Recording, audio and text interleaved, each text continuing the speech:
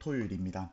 지금 뭐 시험이 끝난 학교도 있겠고 아니면 다음 주에 시험인 학교도 있더라고요. 네, 그래서 제가 근무하는 곳은 다음 주에 시험이에요. 그래서 이제 우리 담당 학생들한테 좀 이제 동아시아사 총 정리를 해주고 이렇게 이제 나오는 길인데,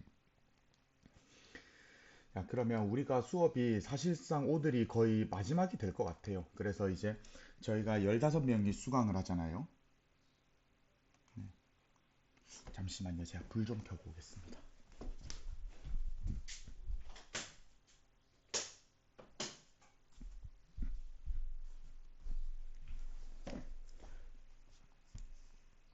그래서 지금 수강생이 15명이에요. 네, 그래서 보통은 이제 공동교육과정 할 때 보통은 한 2명에서 많아야 한 5명 데리고 하거든요. 그래갖고 이제 제 주변 선생님들도 그렇게 하셨고, 저도 사실은 이거 이상을 잘 받질 않았어요. 않았는데, 이번에 좀 뭔가 좀 많이 받아보면 어떨까? 왜냐면 이게 신청이 여러 개가 되나요? 아무튼 제가 알기로는 확실한 거는 수강은 한 학기에 하나만 되잖아요. 근데 이 과목이 이제 꼭 필요한 학생들이 있을 것이다. 왜냐면 이제 뭐 이 수업의 뭐 질도 굉장히 중요하죠. 이걸 통해서 이제 얻어가고 하는 것도 굉장히 중요하고 하지만은 이게 그 자기 이제 진학하는데 꼭 필요한 학생들이 있더라고요, 보니까. 왜냐면 이게 잘 개설이 되는 과목은 아니잖아요. 제가 알기로는 교육과정 내에 개설된 학교가 없는 걸로 알아요, 우리 도에.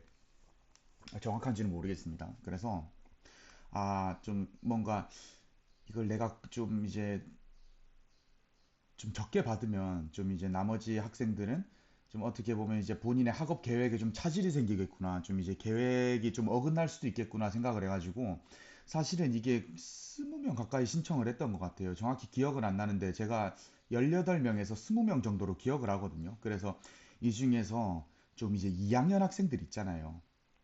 이 학생들은 다 뺐어요. 왜냐면 다음 학기도 기회가 있고 뭐 내년에도 제가 뭐 열 수도 있는 거잖아요. 다른 선생님이 열 수도 있는 거고. 그래서 이제 신청한 선착순이랑 또 학년별로 해서 좀 잘랐어요. 잘라가지고 15명을 했는데, 한 학기를 마치고 나서 생각을 해보니까 15명이 확실히 조금 버거운 느낌은 있는 것 같아요. 그래서 지금 처음에 책 주문하는 것도 굉장히 오래 걸렸죠.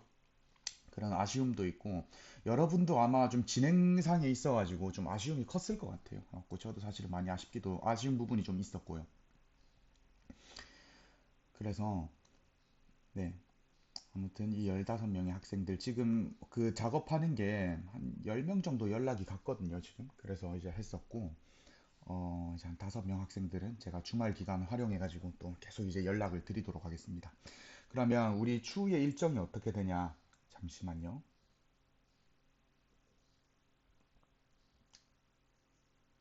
다음 주 월요일이 딱 7월 1일이에요. 네, 이때가 월요일이고요.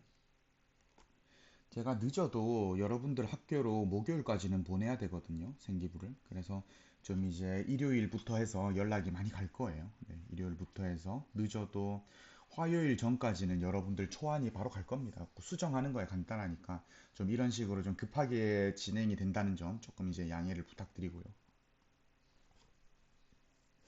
네, 그러면 어, 아, 오늘도 지난 시간과 마찬가지로 출석 인정은 비밀번호 네 자리로 할게요. 네 자리. 네 자리로 하고 음, 지금 비밀번호는 맨 앞자리 7입니다. 7.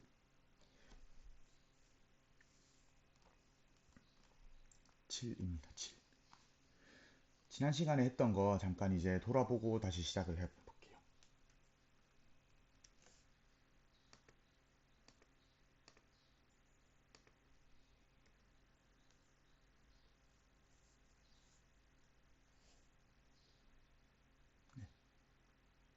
제가 업로드 해드린 이제 교과서를 보시면 되고 혹시나 좀 필요한 학생들이 있을 것 같아가지고 제가 스캔을 했어요. 그 1단원부터 해가지고. 그래서 이거를 보시면은 이후에도 좀 이제 공부하시기도 좀 편하실 겁니다. 그러면 지난 시간에 어떤 거 배웠느냐?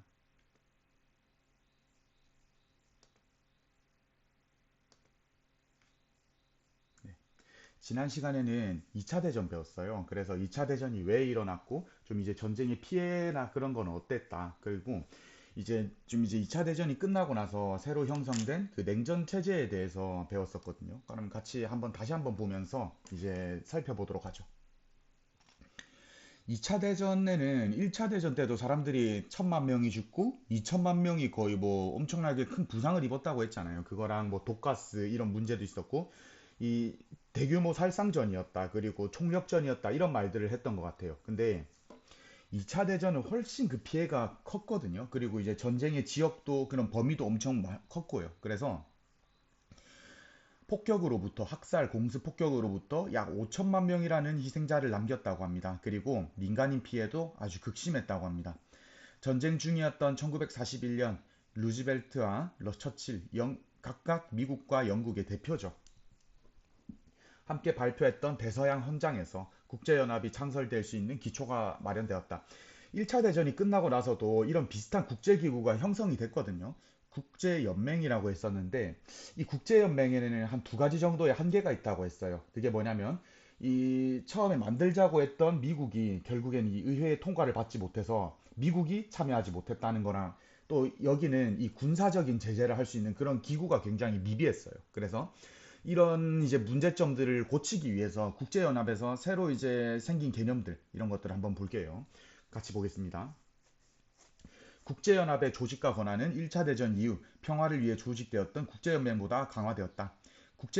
국제연합은 안보리라고 하죠. 안전보장이사회 등의 기본기구 그리고 분야별 전문기구를 마련했고요. 상임이사국 개념이 있어요. 미국, 중국, 소련, 영국, 프랑스 이렇게 이제 5개국이 있고 이제 거부권을 행사할 수 있다. 그리고 결정적으로 평화를 위협하는 국제 분쟁에 하나요. 이제 군사적 제재를 가할 수 있는 이 자체적인 군사력을 이제 보유를 했어요. 근데 이게 그 냉전이라는 그런 시대적인 흐름 속에서 좀 한계가 조금 보이거든요. 그래서 미국과 소련이라는 강대국의 이해와 냉전 체제가 시작되면서 스스로 한계를 노출하였다라고 이렇게 적혀 있습니다. 보시면은 어떤 문제가 좀 이 구조적으로 등장을 하냐면 이 상임이사국 중에서 하나, 둘, 셋, 그러니까 이게 홀수잖아요. 그래서 이 자본주의 진영은 하나, 둘, 세 국가고 이제 사회주의 진영은 두 국가밖에 없잖아요. 갖고 좀 단순히 그냥 보기만 해도 3대 2의 상황이다 그런 거라던가 이 거부권 행사는 여기 이 제도에서부터 해서 아무튼 이 냉전 체제라는 것이 이 이강 구도라는 게 조금 이제 이 국제연합의 그런 활동 같은 게 조금 제한이 되더라. 볼게요. 2차 대전이 끝나고 미국을 중심으로 하는 자본주의 진영, 소련을 중심으로 하는 사회주의 진영 간의 대립이 본격화됩니다. 이게 전쟁이 끝나기 전부터 좀 이런 뭐랄까요 그런 전조 증상들이 많이 나타났거든요. 이제 앞으로 벌어질 전쟁은 이제 이런 이제 이념 전쟁이 될 것 같다 이렇게 하는데 그래서 전 세계가 이 두 색깔로 나눠져요. 파란색이랑 이 빨간색 보이시죠? 파란색, 빨간색 이렇게 보이시고 이렇게 있죠. 뭐 위에서 보면은 이렇죠. 갖고 동서 대립이라고 부르기도 하고 여기 보시면 제3세계라고 초록색으로 표시된 이런 비동맹 중립 국가도 존재했다는 거. 그래서 마저 보도록 하죠. 전쟁이 끝나면서 동유럽 국가가 공산화되었다. 동쪽이 공산화됐고요. 결정적으로 좀 이제 서유럽의 공산화를 막기 위해서 마셜 계획이란 게 발표가 됐잖아요. 볼게요. 그리스와 터키까지 공산주의 세력이 확대되었다. 미국 대통령 트루먼은 공산주의 세력을 막기 위해 지원을 선언했고요. 트루먼 독트린 1947년입니다. 그 이듬해에 서유럽의 공산화를 방지하기 위해서 일종의 이 경제적 장막을 치는 거예요. 경제 재건 프로그램인 마셜 계획을 발표하였다라고 합니다. 그래서 이 서유럽의 이 사회주의 그러니까 이제 이 공산주의 이런 것들이 침입을 이제 확산을 막기 위해서요. 막기 위해서 이제 이 자본주의의 그런 뭐 체제의 우수성이랄까 그런 것들을 좀 이제 홍보하는 역할 겸 아무튼 그 서유럽을 이제 공산화하는 것을 막기 위해서 이 대규모 원조 프로그램이 실시가 돼요. 그래서 원조 경제 재건이라고 할게요. 그래서 그 뒤로부터 전 세계는 냉전이라는 자본주의 진영, 사회주의 진영 간의 국제적 긴장과 대립 상태로 돌입했다고 합니다. 여기서 방금 전에 그 지도를 보시면은 조금 특이한 곳이 있어요. 바로 독일이거든요.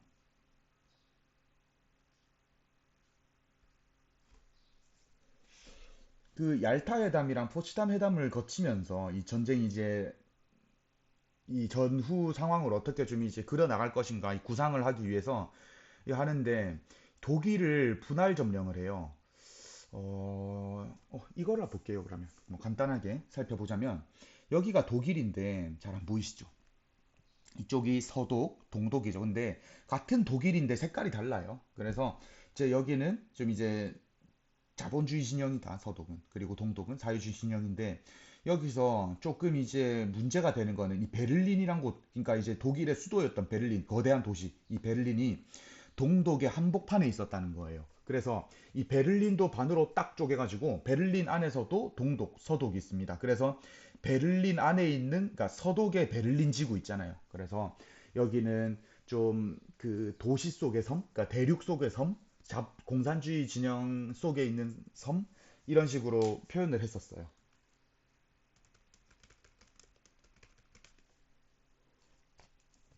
특이하죠. 그쵸? 그래서 동독, 서독 이렇게 있었고 이 베를린이 이렇게 있었는데 베를린도 동서 이렇게 나눠져 있었어요. 이게 독일 전체의 지도고 이렇게 나눠져 있습니다. 그래서 이 나중에 서독이 경제적으로 좀 부유해지거든요. 여긴 좀 경제적으로 힘들어지고 그래서 여기서 여기로 넘어가는 사람들이 굉장히 많았어요. 왜냐면 이 위쪽 지도 여기서 봤을 때는 일로 넘어가는 거는 쉽지 않잖아요. 어떻게 보면 국경선이고 하니까. 근데 여기는 상대적으로 이동이 좀 쉬웠나 봐요. 그래서 이제 이 동구권에서 사회주의 진영권에서 이렇게 장벽을 건설을 해요. 사람들이 이제 도망가지 못하도록. 근데 진짜 신기한 게 제가 좀 신기하게 느껴졌었던 게 볼게요. 베를린 장벽이거든요. 그래서 이 동쪽과 서쪽 이렇게 나눠져 있단 말이에요. 네. 베를린 안에 이거 이제 다 사람들이 이제 불법적으로 이제 탈출을 막기 위해서 하는 건데 이 동독 쪽의 벽은 굉장히 깨끗해요. 이 사회주의 진영 쪽에 이 벽이란 게 양면이잖아요. 근데 이쪽 벽은 되게 깨끗하죠. 그쵸? 근데 이쪽 벽은 좀 되게 막 낙서도 많이 돼 있고 그림도 막 그려져 있잖아요. 이게 갖고 이 자본주의 진영 측 이 벽은 좀 이제 낙서도 많이 돼 있고 뭐 자유를 위한 평화나 갈망 이런 것들이 이 벽에 많이 표출이 되어 있어요. 근데 이 동독 쪽은 깨끗하죠. 이게 사회적인 뭐 그 통제나 그런 것들을 좀 엿볼 수 있는 것 같아가지고 참 저는 인상 깊더라고요, 그게. 그래서 이 베를린 장벽이 철거되고 이게 각 국가로 이제 좀 선물 비슷하게 이렇게 보내져요, 이게. 그래서 좀 이제 역사적인 또 이제 현대사의 그런 상징물이잖아요. 그래서 보면은 이 벽이 양면으로 달라요. 그래서 한쪽은 이렇게 깨끗하고 한쪽은 이렇게 막 낙서도 돼 있고 이 자유롭잖아요, 굉장히 분위기가. 좀 이런 것들이 좀 이제 인상 깊었다 하는데 그러면서 또 이제 이 이야기를 빼놓고 갈 수가 없는 게 예전에 베를린 장벽이 서울에 온 적이 있었거든요. 어떻게 보면은 한반도도 동독이랑 서독이랑 좀 이제 비슷한 상황을 겪고 있잖아요. 이 냉전의 그런 이제 아픔을 겪고 있는 국가잖아요. 그런데 이 6년 전에 이 베를린 장벽, 서울에 있던 베를린 장벽을 테러하는 사건이 발생했어요. 네, 그래서 이걸 한번 이제 간단하게 이제 한번 보고요. 이것도 뭐 일종의 이슈, 트렌드였으니까. 그래서 이 동독 측 벽이 깨끗하고 서독 측 벽은 뭐 일부 낙서가 이렇게 되어 있죠. 그쵸? 근데 한 그 예술가가 이제 이렇게 동독 측에도 이렇게 낙서를 해놨고 서독 측에도 이 낙서를 해놨어요. 이 낙서를 했는데 이게 뭐 크게 제가 봤을 때는 이게 뭐 제가 뭐 예술에 대해서는 문외한이니까 예술적으로 이게 의미가 있고 가치가 있고 그런 거는 저는 잘 모르겠어요. 저는 잘 모르겠는데 좀 사료적 가치로 봤을 때 좀 이게 저는 크게 의미가 있어 보이진 않거든요. 그런 거라던가 이게 복원을 한다 치더라도 이거는 좀 닦으면 복원이 될 것 같은데 와 이거는 복원이 쉽지 않아 보여요. 네, 그렇게 하고 이런 사건이 있었다. 그래서 이분이 좀 이렇게 하고 나서 이거 인스타 이렇게 자랑을 한 거예요. 하고 나서 이제 뭐 벌금을 받고 좀 법적 공방이 있었던 걸로 기억을 하는데 어떻게 끝이 났고 하는 거는 저도 기억이 잘 안 나는데요. 당시 엄청 이슈가 됐던 문제예요. 사건이에요. 최근에도 그 경복궁에 낙서를 한 이게 굉장히 좀 이제 문제가 됐었잖아요. 그래서 보시면은 뭐 벌금이 선고가 되고 뭐 그렇게 됐네요.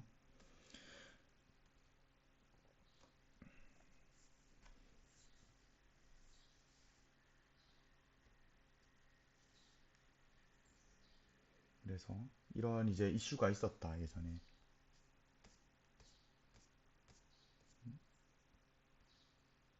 네, 그러면 마저 볼게요. 베를린 장벽. 그래서 이 사실은 이 동구권에서 이 서구권을 견제하기 위해서 뭘 하냐면 어떻게 보면 좀 인질이잖아요. 서베를린 지역이 인질이잖아요. 그래서 이 베를린 봉쇄 뭐 그런 이제 사건들이 벌어졌다더라 하는 것도 좀 알고 계시면 좋을 것 같습니다. 베를린 봉쇄, 베를린 장벽, 6.25 베트남 전쟁, 쿠바 미사일 위기. 이때는 정말 진짜 세계가 핵전쟁 직전까지 갔었던 시기예요. 네, 있었고 이런 것들 보시면 되겠죠.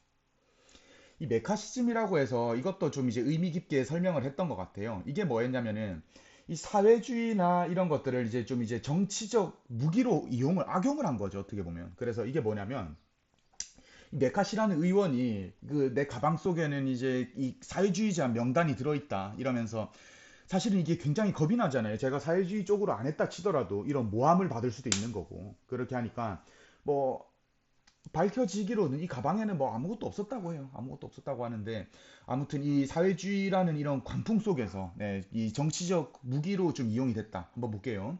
반공이라는 이념으로 이름으로 이 의원직을 빼앗기거나 처형된 사람들의 희생이 뒤따랐다고 해요. 그래서 보면은 이 한반도도 좀 이제 냉전의 상황 속에서 어떻게 보면은 냉전 때문에 우리가 이제 대한민국과 북한으로 갈라졌기 때문에 이런 메카시즘과 비슷한 이런 반공 체제, 반공 이데올로기 이런 것들이 어, 이 한국 사회를 굉장히 좀 이제 통제를 했던 수단, 통제의 수단으로 사용된 것도 사실이죠. 사실이죠. 그래서 그런 것들이 있었다는 거 알고 계시면 되고 이거를 보면 전 좀 떠오르는 게 저 도편 추방제 생각이 나요. 고대 그리스에서 있었던 건데 일정 이상의 그런 이제 득표를 하면은 이제 독재자를 막기 위해서요. 그리스에 독재자가 있었거든요. 그래서 참주라고 했었는데 이런 이제 독재자의 출현을 방지하기 위해서 네, 이제 그 일정 이제 표를 받으면은 그리스 그러니까 이제 아테네 밖으로 이제 추방 10년인가 그랬던 것 같아요. 그래서 추방하는 그런 도편 추방제라는 법이 있었는데 이게 나중에는 이 정치적 보복이나 아무튼 정치적 무기로 사용이 되거든요. 네. 갖고 뭐 너 독재자지 이러면서 그냥 이제 사람을 쫓아내고 좀 무고한 사람들이 많이 좀 이제 쫓겨나는 좀 그런 상황이 있었다. 그래서 그 예전에 제가 어떤 다큐멘터리에서 그런 이제 본 말이 있어요.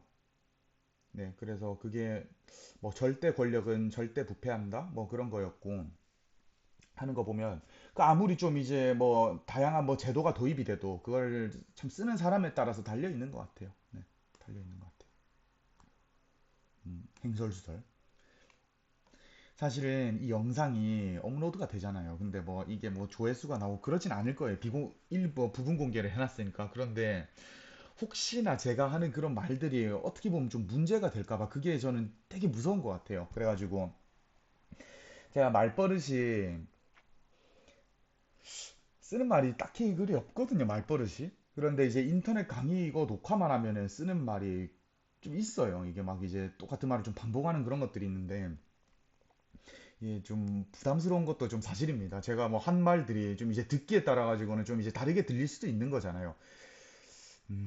네, 그렇습니다. 조심해야죠. 그래서 이렇게 보시면은 20세기의 전쟁으로 인해서 사망한 사람들이 이렇게 많았다는 거 이렇게 보시면 되고 6.25 때도 굉장히 많은 이제 사망자가 발생하였다 이런 거 보시면 되겠고요. 이 냉전이라는 그런 이제 국제적인 큰 뭐 메가 트렌드죠 어떻게 보면 그러고 그 흐름 속에서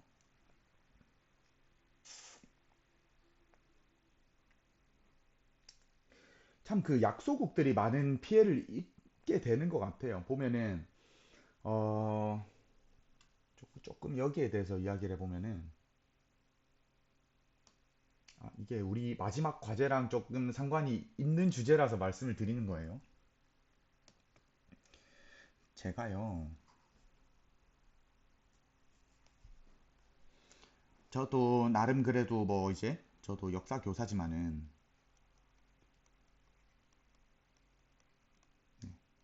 여기도 역사교사 꿈꾸는 학생들이 한 7명 정도 있죠. 보면은 얼마나 역사를 잘 가르치는지도 중요한 것 같아요. 역사 교육자로서의 제 역할도 있지만은 기본적으로 근데 역사 교육을 하려고 하면은 저는 가르치는 방법도 여러분들도 이거 한번 생각을 해보세요. 교대 사범대 이제 학생들은 이 잘 가르친다는 거랑 잘 아는 것이랑은 분명히 어떻게 보면은 좀 이제 다른 개념이에요. 다른 차원의 이제 개념인 것 같고 저도 이제 스스로를 생각을 했을 때 나는 역사 교육자인가? 아니면 근데 역사 교육을 하는 것도 잘 가르치는 것도 있지만 기본적으로 좀 이제 역사적인 지식도 어느 정도는 필요하거든요. 그래서 저도 이제 역사 교육자인가 아니면 나도 좀 아마추어지만은 역사가가 되는 걸까? 왜냐면 저 이걸 되게 좋아하거든요. 이 역사라는 학문을. 그런 것도 있겠고 학교에서 뭐 이제 선생님으로서의 진짜로 이 다른 의미로 잘 가르치는 그런 거 말고 좀 이제 인생의 그런 뭐랄까 좀 조력자로서의 그런 교육자 이런 역할이 있는데 그래서 저는 이제 역사교사라는 이런 이제 저 스스로를 봤을 때 나는 역사를 잘 가르치는 사람인가? 잘 가르쳐야 하는 사람인가? 아니면 나는 역사를 잘 알아야 하는 사람인가? 아니면 학생들을 잘 이렇게 지도하는 이제 사람인가? 물론 셋 다 해야죠. 셋 다 해야 되는데 그래도 어떻게 보면 좀 이제 물리적인 한계란 게 있잖아요. 그렇게 보면 어디에 더 가중치를 두어야 되는가 이런 것들에 대해서 고민을 엄청 하게 되는 것 같아요. 굉장히 이제 여기에 대해서 고민을 하게 되는 것 같고, 네. 그래서 제가 이거로서 요즘 이제 공부를 하는 곳이 제가 속초란 지역에서 근무를 하는데요. 네. 근무를 하는데 이 지역이 현대사에 있어가지고 엄청 특이한 지역인 게 한번 들어보세요. 우리 38선, 우리 1945년 8월 15일에 독립이, 그러니까 거의 이제 광복이 해방이 되고 나서 38도선을 이제 기점으로 해가지고 북쪽에는 소련 군대가 진주를 했고 남쪽에는 이제 미군정이 들어섰잖아요. 그런데 속초 지역이 38선 이북이에요. 그래서 소련 군정을 경험했어요. 우리 미군정만 배우죠, 그쵸? 근데 여기는 소군정의 지배하에 있던 지역이에요. 하고 미군정의 지배도 받거든요, 나중에.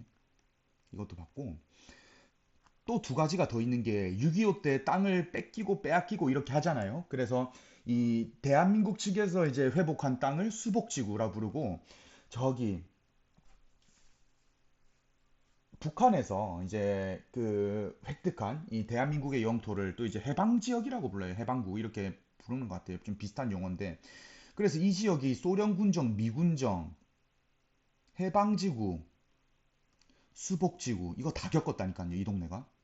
그래서 좀 이제 일제 강점기부터 해가지고 지금 대한민국 이 현대사도 여기가 좀 현대사의 아픔이 많은 곳이에요. 그래서 보면은 이것만 보더라도 이 속초라는 이 지역은 진짜 땅을 파보면은 이 6개의 역사적인 지층이 있는 동네란 말이에요. 그래서 굉장히 저는 이제 역사를 공부하는 사람으로서 공부를 지금 이제 하고 있는 그런 이제 초보 역사가로서 이 지역이 굉장히 매력이 있더라. 그래서 이제 지역사 연구를 계속 하고 있는데 여러분들도 그래서 이런 거 한번 나중에 고민을 한번 해보세요. 해보시고 보시면은 근데 이런 현상들이 어디서 다 발생했냐면 결국엔 냉전이거든요. 냉전이고 그 제가 한 번씩 그래서 이 구술 자료라고 하죠. 그래서 이제 어르신들 보면은 참 이 교사라는 직업이 여기서 근무를 하잖아요. 그러면 원래 인터뷰 그러니까 우리는 이제 구술 자료라고 해요. 갖고 인터뷰를 제가 많이 하러 다니는데 녹음을 많이 하러 다니거든요. 이제 인터뷰 촬영도 하고 진짜 도움이 되는 게 교사가 역사 교사가 도움이 됐던 게 보면은 우리 학교에 다니는 이제 애들이랑 이런 이야기 하다 보면 우리 할아버지도 막 여기 뭐 내려왔는데 이런 이야기를 되게 많이 들을 수가 있어요. 그래서 그럼 뭐 이제 할아버지한테 뭐 이런 거 물어봐 줄래 하면 이제 선뜻 물어보는 이제 학생들도 있고 또 아니면은 뭐 이것보다 조금 더 이제 윗세대 알고 싶으면은 동료 교사들 중에서도 이 지역에 거주하는 분들이 그러니까 지역 출신이 많단 말이에요, 여기가. 그래서 좀 이제 샘 할아버지랑 좀 이제 인터뷰를 하고 싶은데 뭐 어떻게 할 수 있을까요? 이런 식으로 해서 이 자료 수집하기가 참 좋더라고요. 그래서 이런 공부를 계속 하고 있습니다. 아무튼 이런 구술 자료를 수집하다 보면은 참 이 냉전이란 게요. 누구한테 더 가혹하냐면 원래 보면은 전쟁은 약자한테 더 가혹하다 이런 문구를 제가 본 적이 있었거든요. 그것처럼 이 냉전이란 것이 참 약소국한테 더 잔인한 것 같아요. 네, 잔인했던 것 같아요. 어떻게 보면은 우리가 1945년 8월 15일에 독립을 해가지고 1950년 6월 25일에 이제 전쟁이 터졌는데 전쟁이 터지고 나면 뭐 우리 가족 죽인 놈이고 아주 나쁜 놈이죠. 이제 북한 사람들이. 그런 사람들인데 불과 만으로 5년 전까지만 하더라도 정확히 5년 전까지만 하더라도 보통은 이제 우리 한반도에서 뭐 남북한 상관없이 뭐 그때는 쪼개져 있지도 않았잖아요. 우리 같이 독립 동지들이었다니까요. 같이 독립운동을 했던 사람들이 이 뭔가 좀 이제 국제적인 이런 흐름 속에서 왜 싸워야 되는지 참 모르겠더라고요. 6.25 때도 보면은 참 이 6.25라는 게 막 어릴 때는 뭐 동족 상잔의 비극 이런 말을 했을 때는 저 와닿지가 않았어요. 동족 상잔이라는 그런 말도 어려웠고 뭐 시대적으로 뭐니까. 근데 여기서 이제 자료들을 수집하고 하면서 이 가족들이랑 생이별을 하고 있잖아요. 그런 것들이 너무 저는 마음이 아프고 같이 이제 정말 눈물도 많이 나고요. 이런 인터뷰를 들으면 실향민들 이 가족끼리 생이별을 했다 쳐보세요. 아니 차라리 가족들이 뭐 눈앞에서 만약에 뭐 죽거나 그랬으면 이제 생사라도 확인할 수 있는 건데 뭐 이제 죽었으니까 이제 뭐 마음에 이제 묻고서라도 그래도 이제 앞으로의 내 삶을 살아갈 수가 있는 건데 이렇게 헤어져 버리니까 이 지금 내 가족들이 살아있는지 죽었는지도 모르겠고 그냥 여기서 시간이 멈춰버린 거예요. 보면은 이제 그런 이제 할아버지들이랑 이제 인터뷰를 하고 할머니랑 이제 인터뷰를 보통 할아버지들이 많거든요. 그래서 보면은 갖고 이런 이제 인터뷰를 하다 보면은 참 그때를 회상하는 눈빛이 그냥 딱 그 고등학생 뭐 이제 아니 뭐 청년 거기서 멈춰 있어요 눈빛들이 이런 거 보면은 참 그런 이산가족 문제 이런 것들이 저는 너무 마음이 아프더라고요. 그래서 이 전쟁이란 게 약자한테 가혹한 것처럼 냉전이란 체제도 이 약소국한테 굉장히 좀 가혹하더라. 네.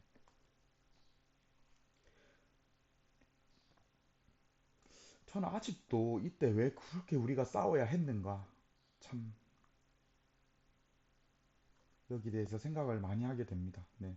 이 개인의 욕심을 위해서인 것 같아요. 갖고 개인의 욕심을 위해서 수많은 사람들이 이제 희생을 당하고 그래서 이제 전쟁이 끝나고 나서 얻은 게 뭔데요? 그렇게 전쟁을 그렇게 먼저 일으키고 나서 지금 그렇게 좀 이제 막 많이 굶어 죽잖아요.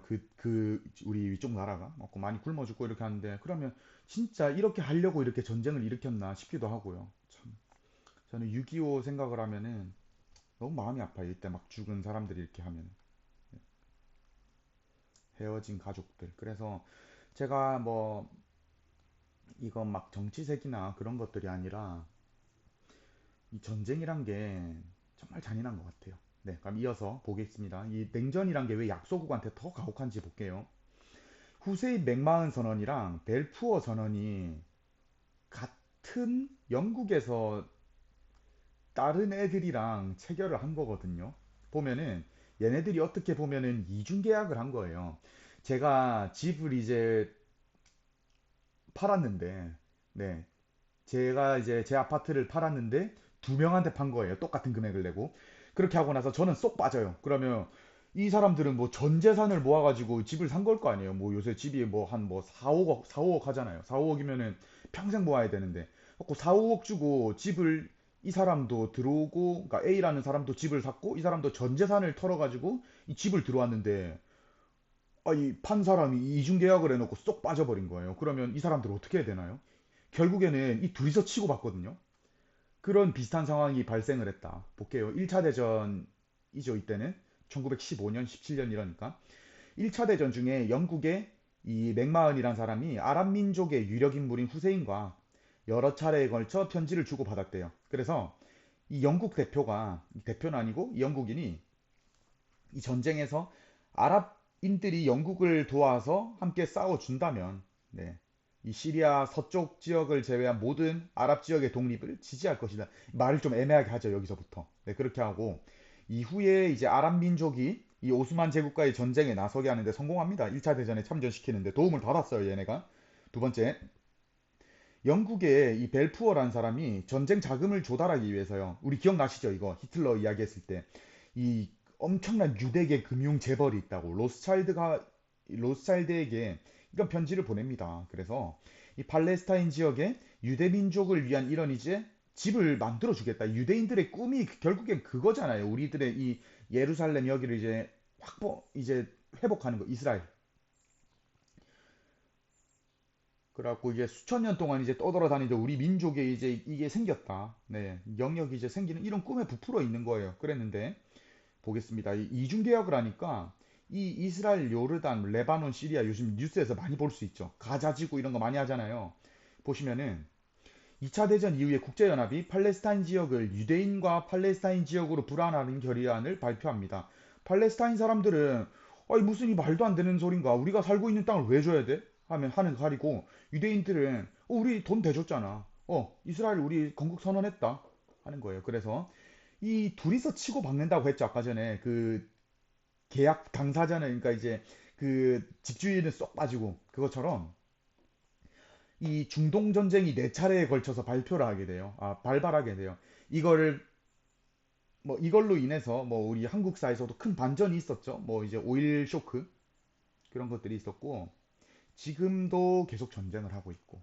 네, 그래서 이 냉전이란 게 이 거대한 체제 속에서 왜 약한 사람들끼리만 물어 뜯나고요. 그래서 우리는 무엇을 얻었냐. 참 그런 생각을 하게 됩니다. 네. 그럼 우리 30분이 지났는데 한번 끊고 여러분 잠깐 휴식을 하시고 2차 시로 다시 시작을 할게요. 잠깐 쉬다가 다시 2차 시에 뵙겠습니다.